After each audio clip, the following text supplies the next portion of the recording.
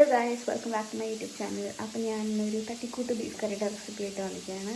ഇപ്പോൾ സമയം 6 ആയി. അപ്പോൾ നമ്മൾ ഡിന്നറിന് വേണ്ടി കുറച്ച് ബീഫ് കറി ഉണ്ടാക്കാൻ പോവുകയാണ്. അപ്പോൾ നമുക്ക് റെസിപ്പി നോക്കാം.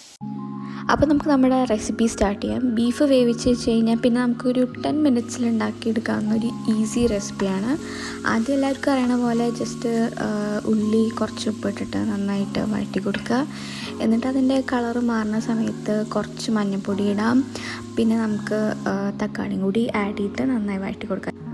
ഓക്കെ, അപ്പോൾ ഞാനിതൊരു 3 പേർക്കുള്ള ക്വാണ്ടിറ്റിയിലാണ് ഉണ്ടാക്കുന്നത്. ഇത് ഞങ്ങൾക്ക് ഡിന്നറിന് വേണ്ടിയിട്ടാണ്, അപ്പോൾ കുറച്ചേ ഉള്ളൂ. അപ്പോൾ നമുക്ക് തക്കാളിയൊക്കെ ഇട്ടിട്ട് നന്നായിട്ട് വഴറ്റി കൊടുക്കാം.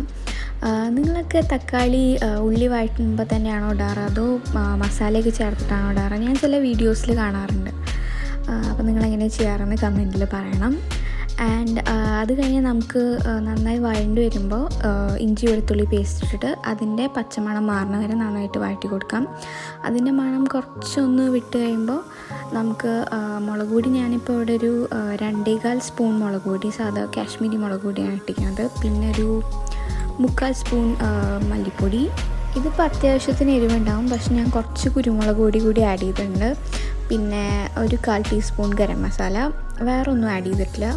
പിന്നെ നമുക്ക് ബീഫ് ആഡ് ചെയ്യാം. എന്നിട്ട് നന്നായി വഴറ്റി കൊടുക്കുക. എന്നിട്ട് ലോ ഫ്ലെയിമിലിട്ട് കുറച്ച് നേരം കുക്ക് ചെയ്യുക. അത് കഴിഞ്ഞ് മെല്ലെ തിളയ്ക്കാൻ തുടങ്ങും. അപ്പോൾ ഞാനിപ്പോൾ കറിവേപ്പില ലാസ്റ്റാണ് ആഡ് ചെയ്യുന്നത്, ഗാർണിഷ് ചെയ്യണ പോലെ. അപ്പോൾ തിളയ്ക്കാൻ തുടങ്ങുമ്പോൾ കുറച്ച് കറിവേപ്പിലൊക്കെ ആഡ് ചെയ്യുക. ഞാനിപ്പോൾ ഇത് വീട്ടിലുണ്ടായ കറിവേപ്പില ആയ കാരണം കുറച്ചധികം ആഡ് ചെയ്തിട്ടുണ്ട്. സോ അത്രയേ ഉള്ളൂ നമ്മുടെ ബീഫ് കറിയുടെ റെസിപ്പി. എല്ലാവർക്കും ഇഷ്ടപ്പെട്ടു എന്ന് വിചാരിക്കുന്നു. Thank you.